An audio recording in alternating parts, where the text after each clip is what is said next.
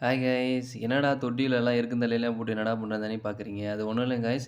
இந்த தேங்காய் மரத்தில் வந்து பார்த்தீங்கன்னா, காய் வந்து பிஞ்சு விடுது. ஆனால் வந்து புட்டு வந்து நிற்க மாட்டேங்குது. அதெல்லாம் வந்து அப்படியே கொட்டி போயிடுது.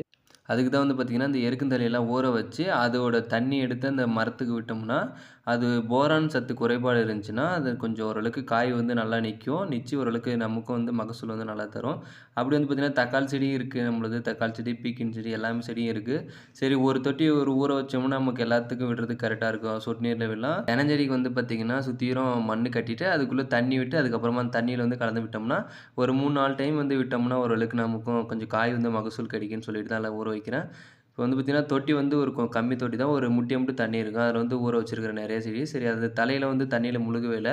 அப்புறம் வந்து ஒரு பெரிய கல்ல எடுத்து அத வச்சு அழுத்தி முழுக அடிச்சுட்டேன். முழுகுனா தான் ஓரளவுக்கு நமக்கும் அந்த இலையெல்லாம் அழுகி, அதில இருக்கிற வந்து அது சத்து பூராமே அப்படியே தண்ணிக்கு வந்துரும். ஸோ அதனால தான். வீடியோ பிடிச்சிருந்துச்சுன்னா அப்படியே லைக் பண்ணிட்டு சப்ஸ்கிரைப் பண்ணிக்கோங்க.